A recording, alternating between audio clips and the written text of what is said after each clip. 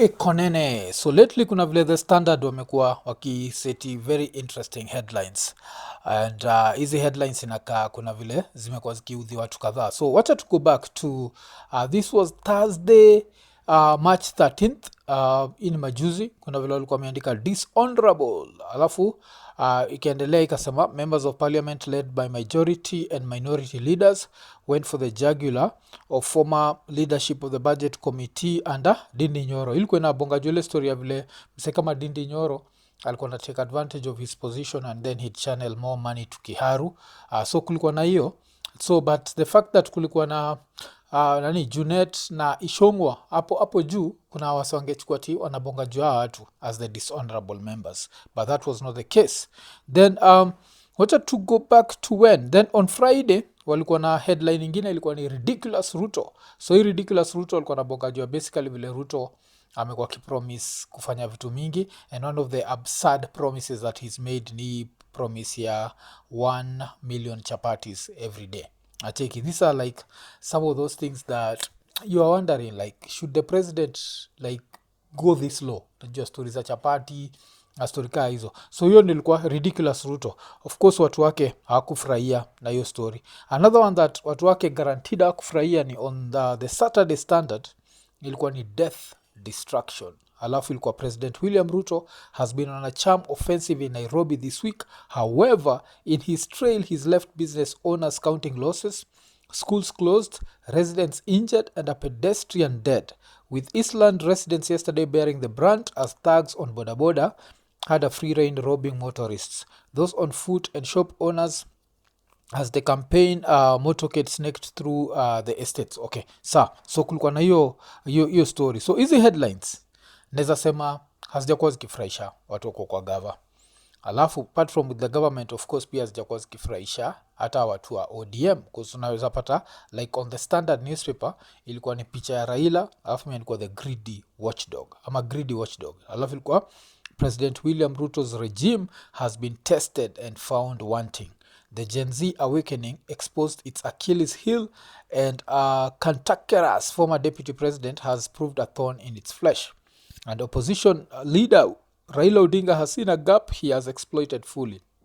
He's wielding more power than the inner sanctum of State House and still masquerades as the opposition leader. Raila is neck deep in government, but in parliament his henchmen are in control of critical oversight committees as he seeks more cabinet slots. So hiyo ndio greedy watchdog. Alafu tukimalizia hapo tunamalizia na sasa gazeti ya Monday, ilikuwa ni road tax tyranny. Alafu the government's plan to introduce road tolls could generate 4.8 trillion, but at what cost? Critics say it's another financial strain on Kenyans, benefiting private firms while raising transport costs. With debt rising and infrastructure needs mounting, is this a solution or just another levy on an already overtaxed public? So hizi headlines ukiziangalia utanotice like there's some certain level of like criticism ile hii gava yoezi take. Ujue gava ya Kenya inatakaga tufurahie. So kitu kama hiyo headline ya sato ya death destruction, hii ndio nafikiria was the camel that broke the straw's back. Unajua?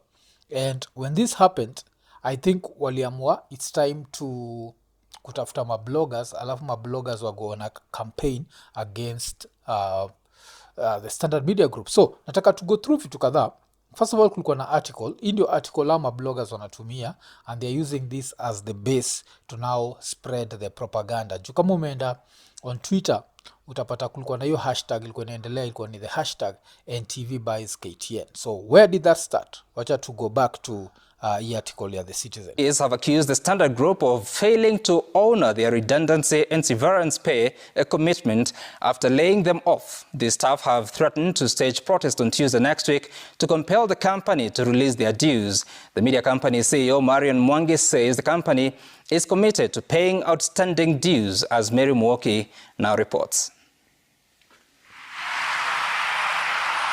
The former Standard Group employees met outside the group premises along Mombasa Road, a dejected lot and seemingly frustrated by the media house's inability or unwillingness to pay their dues. Mecheki. So, Joy's story, so the story has been now NTV SGR, amani, SGR, Standard Media Group. Hiyo ni Standard Media, SMG, poleni, ama SG vile ujiita Standard Group, wako broke, and the fact that wako broke hawezi lipa salaries, and this is the reason why allegedly at Standard imekuwa paid na some politicians to paint the government wrongly. But sasa these bloggers went an extra mile. They went an extra mile, wakaanza kutengeneza like fake news and fake quotes. So one of the fake quotes that stood out ilikuwa quote ya Ken Mijungu. So Ken Mijungu allegedly alikuwa amesema, to be honest, the Standard Media Group is broke. We went for months without pay, and that is why myself and Eric Latiff left. Sometimes we were made to propagate anti-government news because someone had paid. Nacheki. So cheki hapo kuna story ya anti-government news. Alafu kulikuwa na Julie Gishuru. The last time uliona Julie Gishuru ni when? Ma the last time ulifikiria Julie Gishuru as a media person ni when? So yeah, Julie Gishuru ilikuwa, I've been in media houses where some influential people would pay the company to broadcast certain messages that were not entirely factual. What we see in the Standard now indicates that someone could be paying for the headlines. Okay, so that was Julie Gishuru amesema hivyo. Alafu another one ilikuwa ni Macharia Gaitho amesema, the media can make you love or hate your country. The last few months the Standard has made some of us feel like we live in Haiti or Sudan. News don't have to be negative to sell. Macharia Gaitho. So check hizi story zote, hakuna hizi ni zile vitu na chekigi and you are 100% sure this is fake news, but musemaga even with the fake news you still have to ask just in case. So mimi mwenyewe nitakuwa honest, like nilienda up nimeandikia niliandikia Mijungu nikamuuliza like, nimeona hii article, how true is this article? Of course aka confirm ni fake, and even after confirming to me that it's fake, later nilicheki like a few minutes later, I think he just went online and went to his page and ended up posting the fact that this was fake. But sasa lazima tujiulize like, kwa nini watu wamejam hivyo? Why do they feel like they need to come up with this fake news zile za kubonga juu ya Standard Group? And are these headlines that bad? I feel like Kenyans are angry enough that you do not need to come up na fake news kuonyesha wasee that watu wamejam. So this is what Mijungu wrote on his page. Aliandika, fake news alert. While it's true and in public spaces that SG owes employees former and current, I'm not the author of this alert. So nacheki. So alienda hapa amejitoa kwa hiyo noma. And sasa nataka to go through a few other things zile zimeandikwa still juu ya Standard Group. So umecheki watu wawili walitajwa ni Eric Latiff, because tunajua Latiff alienda Nation Media Group. Alafu apart from Latiff tunajua Mijungu alikuwa ameenda TV47. I don't know how that story went, because I remember like TV47 decided to do something that was very annoying that I don't understand like why they do that. But now ukitaka kujua ama bloggers wakilipwa they go out, wanakuwaga like this rabid dogs, yani wanajama wanatry kubite anything in their path. So this was on March 13th, the Media Council of Kenya, wacha to put in quotes, the Media Council of Kenya walibaki wameandika, MCK warns media houses against inflammatory reporting. The Media Council has issued a warning to media houses over increasingly inflammatory and sensational reporting that risks fueling public unrest and misleading audiences. Alafu ikiendelea ikasema, the council will be reviewing recent publications from the Standard for compliance with journalism ethics, and warns that media outlets found to be engaging in reckless reporting risk formal censure and regulatory action. So of course after it, okay, what next happened? Kuna vile MC au the Media Council of Kenya walienda po wame-release nini fulani wakaonyesha fake, inamaanisha they didn't release this. And I'd want to know like how idle are these people? Inakawa wako super idle, because another statement that they had ilikuwa statement ya KEPSA. Ilikuwa ni KEPSA calls for responsible reporting by the Standard Group to safeguard economic stability. So apparently Standard wanaweza fanya rent yako iende juu ama bill yako ya stima iende juu. Why could they reported? So here KEPSA, I've not seen KEPSA come out to say that it's fake, but obviously najua ni fake. Alafu another one ile nilicheki ya corridors of power. Ya corridors of power allegedly hii ni hii inafaa kwa ni from the Star. I think the Star ndio gana corridors of power. So ilikuwa imeandika, a former Nyeri based journalist once deeply embedded in the former DP's inner circle is the mysterious link behind the Standard's recent streak of sensational two-worded headlines designed to rattle and undermine the presidency.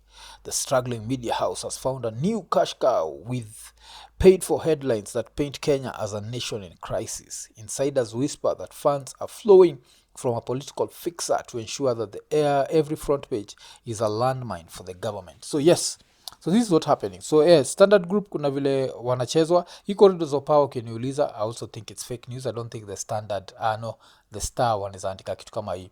But ina kuonyesha vile hii gava au waga desperate. Alafu wakikuwa desperate, they end up doing things that don't even deserve their time. Like, this is so simple. Just do a good job. You don't need to release statements. You don't need to fight headlines. Like, literally, who reads newspapers nowadays? Newspapers zinakuwaga some of the things like mseka mimi muzionaga mostly online, naona hiyo headline half it ends there. I don't want to dig deep and you find out what. But if you do your job, you'll end up like getting the praise that you deserve, if it's the praises that you're looking for. Because this reminds me of something. Mupenda sana ku criticize like Kenyan governors, and one of the governors nishai criticize ni Kivutha Kibwana nikisema like, to me fruit assembly plant was not enough. But then every time you learn something, lilicheki like akiinterviewa na nini Jonah Namu, and he talked about a pilot project that he did ya SHA yake, universal healthcare in Makueni, and this actually worked. So I have to say, like, salute and my apologies for assuming, because this story ya fruit plant haikuwa inanimakia sense. I was like, that's too low, that's setting the bar low.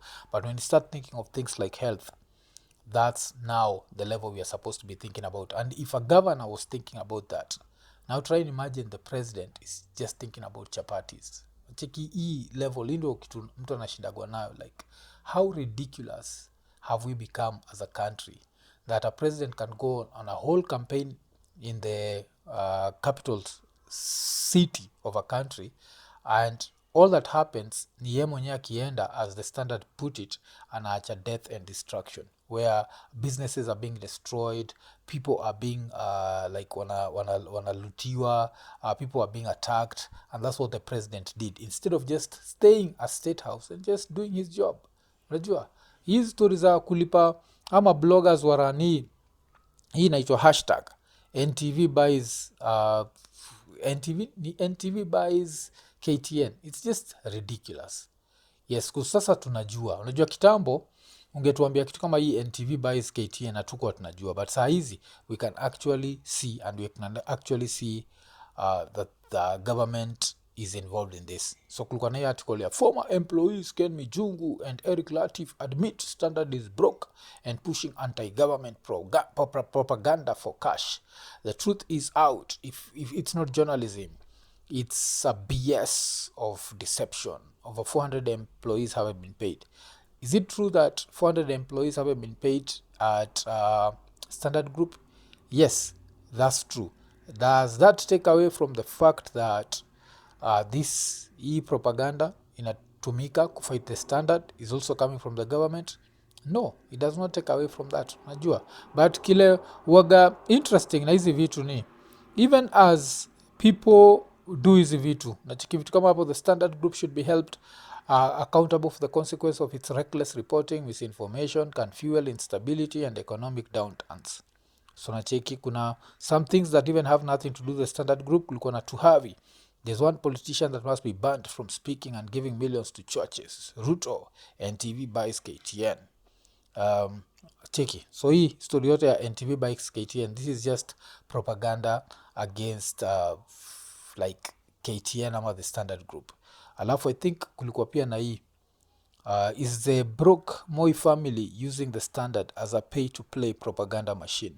So as you can see, mimi mseutumiaga articles the Citizen Digital, and I can assure you that this does not look like a Standard Digital article. This just looks like easy propaganda that are being spread against the Standard Group. So yeah, I guess that's the fight right now happening. Ni Kenya Kwanza versus Standard Group. Iko Nini.